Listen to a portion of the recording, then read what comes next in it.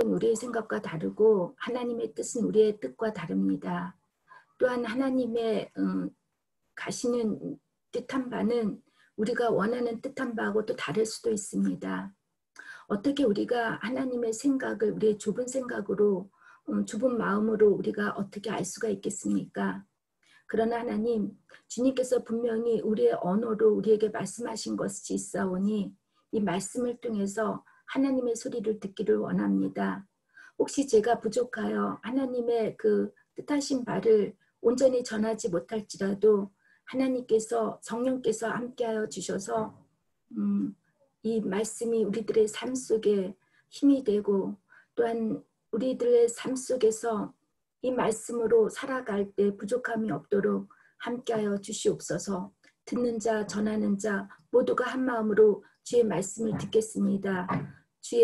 주께서 저희들에게 하시고자 하는 말씀을 마음에 새길 수 있도록 함께하여 주시옵소서. 예수님의 이름으로 기도드립니다. 아멘. 정신분석학의 그 창시자인 지그문드 프로이드는 형제 간의 라이벌 의식은 운명이다라고 말을 했을 정도로 형제들의 다툼과 갈등은 자라면서 겪어야 하는 필연적이고 이 문제가 해결되지 못했을 땐 평생 상처가 되어서 아픔이 되고 좌절감을 겪게 됩니다. 형제 간의 갈등과 싸움은 나눔에서부터 출발하여 상대방의 것이 내 것보다 크다고 생각할 때 또 상대방이 내 것을 빼앗아 간다는 그 피해의식에서 비롯됩니다. 구약 성경 전체를 살펴보면 마치 구약 성경의 주제가 가정의 불화나 형제 간의 싸움에 대한 이야기라고 해도 과장이 아닐 정도로 형제들 사이에 치열한 갈등과 다툼에 대해서 기록하고 있습니다. 이들의 갈등은 결국 이스라엘과 이방 민족으로 나뉘어지면서 전쟁의 원인이 되기도 합니다. 인류 최초의 싸움은 다름이 아닌 형제 간의 싸움이었습니다. 아담과 하와의 아들인 가인과 아벨, 결국은 그 가인이 아벨을 죽이는 끔찍한 살인으로 시작해서 그 씨앗이 노아의 홍수 사건으로 이어지고 노아의 아들들인 셈, 함, 야벳이 섬기는 종과 섬김을 받는 주인으로서 갈라지게 됩니다. 그리고 그의 자손에서 아브라함이 태어나고 아브라함을 통해 서자인 이스마엘과 친자인 이삭의 갈등으로 이어지고 에서와 야곱 그리고 요셉과 그의 형제들의 갈등으로 끊임없이 오늘날까지 이어지면서 싸움과 전쟁의 원인이 되고 있습니다.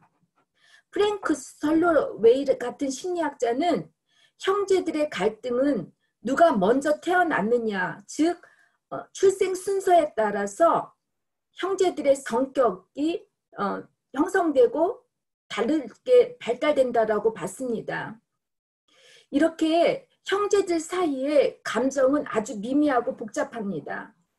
방금 전 우리가 읽은 본문 말씀도 야곱과 에서의 다툼 이야기인데 그 다툼이 어떻게 발생되었는지에 대한 내용입니다. 하나님께서는 도대체 한 가족의 갈등, 그것도 자식들끼리의 싸움 속에서 우리에게 전해주고자 하는 메시지가 무엇인지, 또 본문 말씀에 담겨있는 복음의 핵심이 무엇인지 오늘 이 시간 여러분과 제가 깨닫고 생각하면서 은혜 받는 시간이 되기를 바랍니다. 19절에서 28절은 이삭과 리브가의 쌍둥이던 그 야곱과 에서의 출생의 배경에 대한 내용입니다. 그들의 출생의 특징을 보니까 부모님의 간절한 기도로 태어났고 부모의 기도를 받고 태어난 아이들이었다는 것입니다. 하나님의 인도하신 대로 이삭은 40세에 리브가와 결혼을 했지만 아브라함과 사라처럼 결혼 생활 20년 내내 아이를 낳지 못해서 어려움을 겪고 있었습니다. 이삭은 아내가 아이를 낳지 못하는 것에 간절히 하나님께 간구하였고 하나님께서는 그의 기도를 들으시고 리브가의 태에 문을 열어주셨습니다. 그런데 뜻밖에도 이 쌍둥이가 그녀의 뱃속에서부터 서로 싸웠다고 합니다.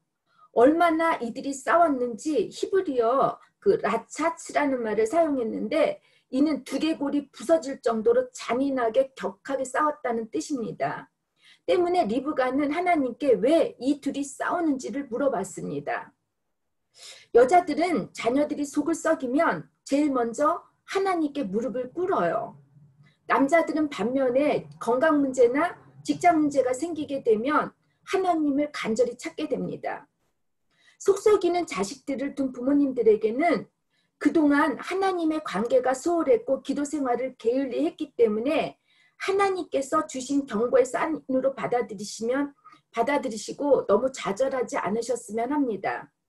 자식과의 관계는 마치 하나님과 나와의 관계를 비춰주는 거울과 같아서 자식과의 문제를 통해서 하나님과의 나와의 관계를 뒤돌아보게 하시는 하나님의 은혜입니다.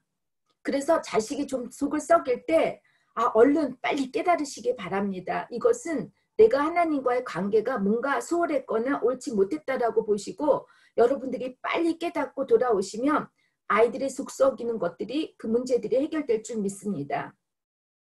야곱과 에서가 엄마의 뱃속에서부터 경쟁을 하고 싸우기 시작했다는 것은 하나님의 자녀인 우리가 가장 안전한 곳, 사랑이 충만한 곳, 어디죠? 바로 우리의 가족이죠. 그 가족으로부터, 성원으로부터 영적 훈련을 받는다는 것입니다. 때론 내가 에서가 되기도 하고 때론 야곱이 되기도 하면서 가족 관계를 통해서 영적으로 훈련을 받으며 조금씩 하나님의 자녀가 되어가는 것입니다. 목회 상담을 하다 보면 많은 사람들이 현재 겪고 있는 대부분의 문제들은 어렸을 적에 가족 관계로부터 받은 아직 해결되지 못한 상처와 아픔 때문입니다. 가족 간의 문제 해결은 그 누군가를 내가 원하는 대로 변하게 만드는 것이 아니라 내가 상대방에게 어떻게 하느냐에 따라서 상대방이 내 하는 행위에 따라 결정하기 때문에 내가 늘 능동적인 위치에 있어야 가능합니다. 수동적인 위치에 있어서 그저 나에게 어떻게 해주길 바라는 피해자의 코스프레에 머물게 되면 문제가 더 꼬이는 경우가 있습니다. 내가 원하는 것이 무엇인지 적극적이고 능동적일 때 나의 무너진 자존감이나 상처가 치료되고 회복될 수가 있습니다. 리브가의 기도에 하나님께서는 응답하시길 23절 두 국민이 내 태중에 있구나. 두 민족이 내 복중에서부터 나누이리라. 이 족속이 저속보다 강하겠고 큰 자가 어린 자를 섬기리라고 하셨습니다. 즉 하나님께서는 야곱과 에서가 태어나면 두 민족으로 나뉘어질 것이고 동생 야곱이 형 에서를 이기고 다스리게 될 것이라고 말씀하신 것입니다. 이 리브가의 기도의 응답에 대해 학자마다 의견이 분분합니다. 혹자는 실제로 그 에돔 백성이 배반하기까지 다윗의 집에 복종했다고 보고 그 에돔 백성이 결국 누가 나오냐면 신약 시대에는 예수님을 핍박했던 헤롯이 에돔 출신이에요. 그래서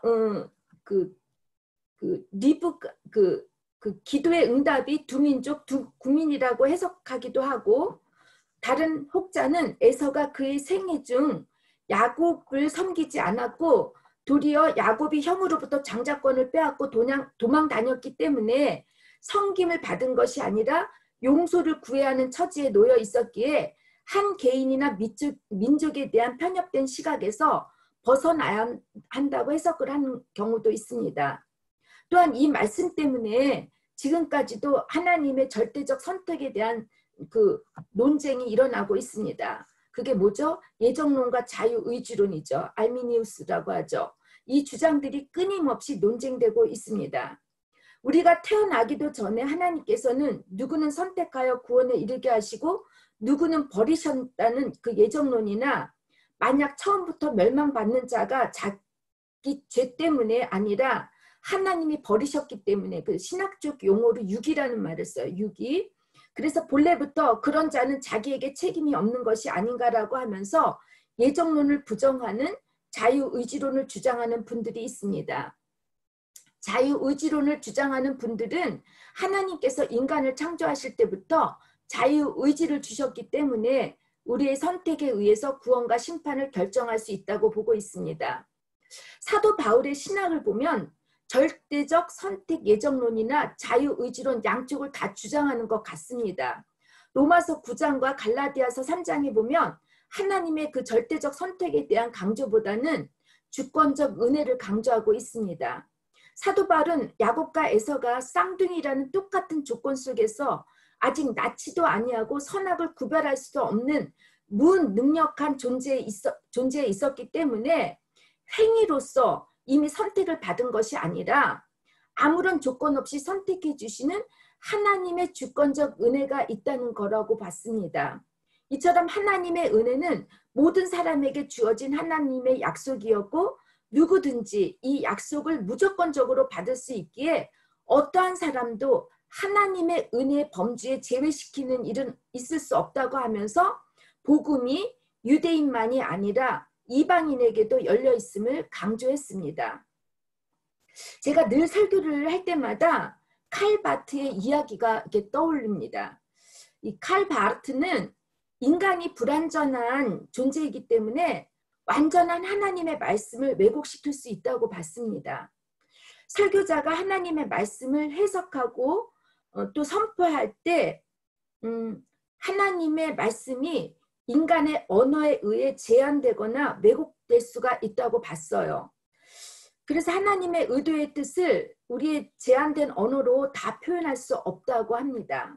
제가 여러분에게 설교 말씀을 전할 때마다 혹시 제가 하나님의 말씀을 왜곡시키거나 하나님의 말씀을 제한시키는 것은 아닌지 늘 고민을 하면서 성령님께 하나님의 말씀을 올바르게 전하게 해달라고 도움을 구합니다. 예정론과 자유의지론을 이런 신학 강좌도 아닌 설교회에서 다룬다는 것이 쉽지 않아서 설교를 준비하는데 참으로 어려움을 겪었습니다. 그래서 본문 말씀을 이 방향으로 썼다가 저 방향으로 썼다가 지우고 또 쓰고 망설이고 있는데 이 기도하는 가운데 요한복음 15장 11절 말씀을 보면서 어떤 전통의 예정론이나 자유의지론에 포커스를 맞추는 것이 아니었음을 깨달았습니다. 하나님의 예정은 구원과 저주에 있는 것이 아니라 사명과 상관이 있다는 것입니다. 요한복음 15장 11절 말씀을 보면 너희가 나를 택한 것이 아니요 내가 너희를 택하여 세웠나니 이는 너희로 가서 열매를 맺게 하고 또 너희 열매가 항상 있게 하여 내 이름으로 아버지께 무엇을 구하든지 다 받게 하려 함이라고 주님께서 말씀하셨습니다. 야곱과 에서가 부모의 기도의 응답으로 태어났어도 하나님께서는 야곱을 선택하신 것이 부르심을 위한 것이었습니다. 야곱을 통해 예수 그리스도가 태어나고 예수를 통하여 예수의 후손인 열매를 낳기 위함이고 마침내 메시아의 왕국 하나님의 나라를 이루기 위해서 야곱을 선택하시고 부르셨다는 것입니다. 강한 자, 큰 자가 어린 자를 섬기겠다고 말씀하신 것에는 하나님 나라를 위해서는 세상의 약한 것을 택하여 강한 것을 이기게 하신다는 것처럼 강한 자가 아니라 강한 자의 논리가 아니라 연약하고 부족한 저와 여러분을 부르시고 쓰시겠다고 하시는 말씀으로 해석이 됩니다. 24절과 28절에는 야곱과 에서의 특징과 가족의 상황에 대해서 기록하고 있습니다. 에서와 야곱은 이란선 쌍둥이였던 것 같습니다. 같은 엄마의 뱃속에 있었지만 외모도 성격도 기질도 다르게 태어났습니다. 에서는 불금이라는 뜻으로 에사브라고 부르는데 불꽃 전신이 갓옷, 그러니까 갓옷은 짐승의 옷이죠. 짐승의 가죽으로 만든 옷인데 그 갓옷과 같아서 그는 태어나면서 거칠고 털이 많았다고 합니다. 그는 건강하고 용감하며 활동적이고 남성적이었고 동물을 잡는 사냥꾼이어서 들판에서 시간을 많이 보냈다고 합니다. 그가 사냥꾼이라고 하는 것은 동물이나 사람을 정복하는 자와 일치하기 때문에 성경에서 말하는 지도자는 아니었습니다. 성경에서 말하는 지도자는 어디죠? 목자입니다. 인도해주는 목자. 그는 아버지 이삭이 고기를 좋아하는 것 때문에 사냥꾼이 되기도 했고 아버지처럼 먹는 것에 집착하는 일차원적이고 충동적인 사람이었습니다. 반면에 야곱은 에서와 정반대의 사람이었습니다. 야곱, 야아코브라고 해요. 그 이름의 뜻은 에서의 뒷발꿈치를 잡았다 해서 발 뒤꿈치인데, 이 발 뒤꿈치에는 두 가지 의미가 담겨 있습니다. 하나는 누군가를 속이고 기만하다는 뜻이고, 다른 하나는 하나님의 보호하심이 함께 하다라는 뜻입니다. 야곱은 내성적인 사람으로 조용했고 집안에 있는 것을 좋아했고 목자로서 양을 치고 돌보는 일을 한 사람이었습니다. 이 두 사람에게 향한 부모의 사랑도 서로 달랐습니다. 들짐승 고기를 좋아하는 이삭은 에서를 더 사랑했지만 엄마인 리브가는 야곱을 더 좋아했다고 하는데 그 이유를 언급하고 있지 않습니다. 아마도 야곱은 장막에 거하면서 어머니와 시간을 많이 보냈을 테고, 무엇보다도 리브가가 이미 하나님께서 야곱에 대한 예언의 말씀을 잊지 않고 있었기 때문에 아마도 야곱을 더 사랑했으리라고 봅니다. 여기서 우리가 잊지 말고 짚어가야 할 말씀이 있습니다. 바로 부모의 편애가 얼마나 많은 비극적 결과를 초래한다는 것입니다. 10손가락 깨물어 안 아픈 손가락 없다는 그런 속담이 있지만 사실 덜 아픈 손가락이 있고 더 아픈 손가락이 있습니다. 저는 유감스럽게도 아들이 하나여서 이 경험을 하지 못하는데 아마 둘 이상을 갖고 계시는 부모님들은 이 말씀이 무슨 뜻인지 잘 알 거라고 생각합니다. 이삭과 리브가처럼 부모로서 자식을 편애하는 이유가 다 있을 수 있습니다. 성별이 기준이 될 수도 있어요. 저희 집 같은 경우는 아들을 너무 원해서 아들이 참 최고인 경우도 있어요. 외모나 기질이 자신과 닮거나 태어난 순서, 아이의 능력이나 성취 때문일 수도 있습니다. 또한 반대로 자식들 중에 문제가 많고 건강이 약한 아이에게 더 많은 주의와 관심을 가질 수 있습니다. 2013년 캐나다 아동발달 그 저널에 실린 연구 결과에 따르면 부모가 한 아이에게 더 많은 사랑을 보이는 것은 공격성, 관심, 갈구, 정서적 문제 등 아동의 정신건강에 여러 문제를 초래한다고 봤습니다. 자신이 부모로부터 사랑을 받지 못한다고 느끼는 아이는 낮은 자존감은 물론이거니와 평생토록 나는 특별한 사람이라는 느낌을 갖기 위해 애정을 갈구하게 됩니다. 이렇게 편애 가정에서의 아이들은 형제 간의 우애가 좋지 않고 성인이 되어서도 엄마와의 관계를 놓고 비교하게 된다는 것입니다. 이 연구를 이끈 제니 제키슨 토론토 대학 응용심리학과 교수는 편애는 사랑받지 못하는 아이뿐 아니라 가족 전체에 해악을 끼친다며 아이가 불공평하다며 난리법석을 피울 때는 나는 지금 사랑받지 못하고 있어라는 하소연으로 진지하게 받아들여야 한다고 조언을 했습니다. 더욱이 부모의 편애가 성인이 된 자녀가 우울증이나 알코올 중독, 이런 약물 중독에 빠질 확률이 높다고 합니다. 문제 아이는 없고 문제 부모만이 있다는 말처럼 부모의 편애로 인해 성경에서도 비극적인 가족의 역사가 얼마나 많이 일어나는지 모릅니다. 아무리 부모가 편애를 하지 않는 것 같아도 아이들 입장에서 볼 때 차별을 느꼈다면 부모로서 우리가 다시 한번 생각을 해봐야 합니다. 저도 그렇지만 우리는 아이를 사랑할 때 우리의 욕심과 이익을 생각합니다. 하나님의 말씀과 상관없이 자녀들이 우리가 원하는 대로 되어야 하고 우리의 입맛에 맞는 대로 행위를 할 때 우리는 좋은 자녀, 착한 자녀, 또 나쁜 자녀로 판단을 합니다. 이삭과 레아의 편애는 29절에서 34절 결국 장자권의 다툼의 시발점으로 이어지게 됩니다. 이삭처럼 먹는데 집착한 에서는 들에서 집으로 돌아오니 배가 고프고 피곤했습니다. 기회만을 노리며 팥죽을 쓰던 야곱은 형의 배고픔을 이용해서 맏아들의 권리를 요구합니다. 장자권은 고대에 있어서 처음 출생한 아이가 갖는 특권과 책임을 말합니다. 장자는 아버지의 뒤를 이어 한 가정의 우두머리가 되어 가족을 보호하고 인도해야 하는 지도자적 위치를 갖게 되고 다른 형제들보다 2배의 재산을 상속받을 수 있는 권리가 있습니다. 또한 장자권은 가족의 제사장 직분을 수행하는 역할을 해야 했고 동시에 영적 축복의 상속자가 될 수가 있습니다. 장자권을 갖는 것은 이래서 너무나 중요합니다. 그런데 에서는 이 장자권을 가볍게 여겼다고 합니다. 히브리서 기자는 그 히브리서 12장 16절에서 17절을 보니까 한 그릇 음식을 위하여 장자의 명분을 판 에서를 망령되다고 표현했습니다. 그 망령되다라는 말은 헬라어로 베벨로우스라는 말이에요. 세속적이다, 사악하다, 신앙이 없는 뜻으로서 거룩한 사물들에 대한 지각이나 갈망이 없는 사람, 즉 소망과 포부가 없는 사람을 의미합니다. 장자권 다툼에 숨어있는 진리가 있습니다. 단지 장자권의 문제만은 아닙니다. 사람은 그가 가치 있게 여기는 것에 의해서 자기가 어떤 사람인가를 보여줍니다. 또한 무엇을 귀중히 여기는지, 무엇에 관심을 많이 가지는지에 삶이 달라진다는 것입니다. 에서는 그 눈에 보이는 팥죽 한 그릇의 가치가 중요해서 눈에 보이지 않는 장자권을 쉽게 팔아버립니다. 에서는 실물 경제인이었습니다. 눈에 보이지 않는 것이 아니라 눈에 보이는 것을 거래하는 사람이었습니다.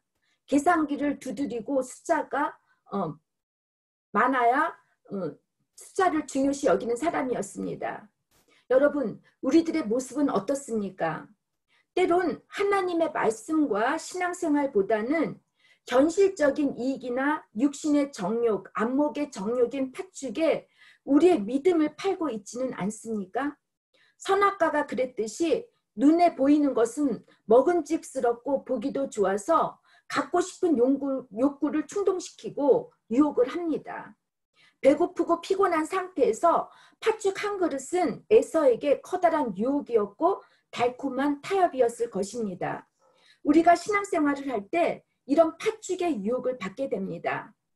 많은 이들은 특히 사업을 할 때, 또 각 분야의 전문인으로서 높은 위치에 가려고 할 때 언더 테이블의 유혹을 받게 됩니다. 적당히 눈 감아주고 뒷거래를 하는 경우가 있습니다. 또 여러분들, 주일날 교회를 가기보다는 친구들과 어울리는 것이 좋아서 예배를 참석하지 않는다거나 아이들을 말씀으로 키우기보다는 어떻게 하면 세상적으로 성공할 수 있는 아이가 될까 해서 명문학교에 보내기 위해서 또 유명한 사람이 되기 위해서 예배와 말씀을 아이들에게 강요하지 않는 분들도 있습니다. 요즘 많은 교회와 목회자들 그리고 신앙인들이 팥죽으로 장자권을 파는 사건들이 터질 때마다 참으로 안타깝고 슬픕니다. 여러분과 제가 이 물질 만능주의 세상에서 신앙을 지키며 말씀대로 사는 것이 때론 참 불편하고 어렵고 외로울 수 있습니다. 그러나 우리들은 하나님의 사람입니다. 눈에 보이지 않는 가치를 볼 줄 알아야 합니다. 우리가 세상과 타협할 때, 우리의 믿음을 팔아버릴 때 우리는 하나님의 존재를 무시하는 것입니다. 다른 것은 다 양보도 하고 타협을 해도 여러분, 우리의 믿음만은 절대로 양보하지 않는 사람이 바로 하나님의 영적 자녀인 것입니다. 이것이 우리의 믿음이고 신앙입니다. 여러분과 저는 이 신앙의 지조와 양심을 끝까지 지켜나가길 주님의 이름으로 부탁드립니다. 에서와 다를 바 없이 야곱도 하나님의 약속의 본질을 오해했습니다. 야곱의 인생을 보고 그의 성품을 볼 때 하나님을 인격적으로 만나기 전까지는 하나님의 약속에 관심보다는 장자권을 이용해서 물질의 이득에만 관심을 가졌던 사람입니다. 그렇기 때문에 야곱은 자신의 육체적 욕구를 충족하기 위해 자신의 개인적 바람이나 소원인 장자권을 갖는 일이 자신의 삶의 최고의 우선순위로 삼았던 것입니다. 그래서 그는 장자권을 가지려고 온갖 수단과 방법을 가리지 않았고 마침내 에서에게 사기를 쳐서 장자권을 받아낼 수 있었던 것입니다. 여러분, 우리의 모습은 어떻습니까? 우리 역시 야곱처럼 하나님을 위해서, 하나님의 영광을 위해서라면 모든 수단과 방법을 가리지 않고 신앙생활을 하고 있지는 않습니까? 명분이 아름다우면 모든 것은 다 괜찮고 옳은 것이라고 생각하고 교회를 다니면서 신앙생활을 하고 있지는 않습니까? 교회의 열심과 인정 때문에 어떻게 해서든지 돈을 많이 벌어서 11조를 제일 많이 하기 위해 세금을 포탈하고 사람들에게 선한 영향을 끼치기 위해서 더 높은 자리로 올라간다고 하면서 부정한 방법과 수단을 가리지 않고 사용을 합니다. 복음을 위해 메가처치가 중요하다고 하면서 자신의 권력을 잃지 않으려고 편법을 사용하면서까지 세습을 하는 오늘날 우리들의 신앙인들의 모습입니다. 목적만 괜찮으면 수단과 방법이 옳고 그른지 따지지 않는 성공주의 사람들입니다. 하나님께서 우리에게 장자권을 주신 이유는 이런 성공과 번영을 위한 삶을 살라고 주신 것이 아니라 예수의 영적 자녀를 낳으라고 주신 것입니다. 예수님의 제자로서 예수님을 닮아서 이 땅을 하나님의 나라로 만들라고 주신 하나님이 우리에게 특별하게 주신 복입니다. 이것이 여러분과 제가 받은 장자권이고 그 장자권을 우리는 가지고 이 땅을 위해서 우리가 일을 해야 합니다. 바로 이것이 영적 축복입니다. 이제 말씀을 맺겠습니다. 오늘 본문 말씀을 통해서 우리에게 주시는 주님의 말씀은 첫째, 우리의 최고의 승리는 하나님의 약속의 자녀가 되어야 한다는 것입니다. 야곱은 그가 차남이라는 현실 때문에 장자권을 가질 수 없다는 자신의 형편을 잘 알았기에 비록 수단과 방법을 가리지 않고 장자권을 가지려고 포기하지 않고 부단히 노력하고 끈기와 인내를 가졌던 사람입니다. 한마디로 야곱의 최고의 우선순위는 장자권을 갖는 일이었습니다. 여러분의 인생의 가치관이 무엇입니까? 여러분은 하루하루 살면서 대부분 어디에 가장 많이 에너지와 시간, 물질을 사용하고 계십니까? 만일 돈을 최고의 가치라고 생각하는 사람은 온통 돈만 생각이 나서 어떻게 하면 돈을 더 많이 벌지 주식에 부동산 투기에 시간과 정성을 쏟을 것입니다. 제가 약간 주식을 하는데 코로나로 인해서 제 주식이 완전히 떨어졌어요. 근데 저는 그거에 대해서 하나도 신경이 안 써요. 아무래도 저 감사하게도 돈에 집착을 하지 않는 것 같아요. 제가 늘 여러분들에게 말씀드리듯이 우리가 최고의 가치라고 여기는 것이 때로는 신앙의 족쇄가 되어서 시험에 걸리게 되고 죄를 짓게 만듭니다. C.S. 루이스는 가장 중요한 일을 우선순위에 두고 부차적인 일은 나중에 하라. 부차적인 일을 먼저 하면 가장 중요한 일과 부차적인 일 모두 실패할 것이다 라고 했습니다. 보통 사람이고 평범한 사람들이지만 신앙적으로 남다르게 산 사람들은 대부분 그들의 초점을 정확하게 맞춘 사람들입니다. 남들이 보지 못하는 것, 듣지 못하는 것을 보고 듣고 귀중한 것이 무엇인지 잘 아는 사람들입니다. 가장 중요한 가치를 아는 것이 주님의 축복입니다. 결국 야곱은 장자권을 포기하지 않고 붙잡았을 때 그 속에 숨어있는 하나님의 비밀을 알게 되었고 믿음의 조상이라고 하는 하나님의 축복을 받게 됩니다. 우리들 역시 야곱과 별다를 바 없습니다. 인격이나 성품도 그렇고 도덕적으로 윤리적으로 우리의 행위가 다른 그 어떤 사람들보다 온전하고 완전하지는 못하지만 하나님의 축복 없이는 살 수 없기 때문에 우리는 장자권을 갖추려고 매달리고 노력하고 있습니다. 우리가 우선순위로 하는 주님을 다른 것과 타협하거나 바꾸는 신앙인이 되지 않을 때 우리 역시 예수님의 후손을 낳는 영적 축복권을 갖는 하나님의 자녀가 될 수 있다는 것입니다. 둘째는 에서와 야곱의 이야기에서 우리 인생에서 늘 에서라고 하는 도전을 받게 된다는 것입니다. 언젠가 제가 여러분께 이야기를 한 적이 있는데 예전에 유럽에서는 냉동시설이 없을 때 살아있는 청어를 운반하기 위해서 메기를 집어넣는다고 합니다.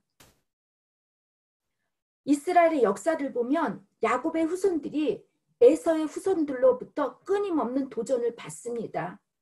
어쩜 구약 성경 전체가 이스라엘과 이방인의 전쟁을 기록했다고 해도 과언이 아닐 정도로 싸움과 전쟁의 이야기입니다.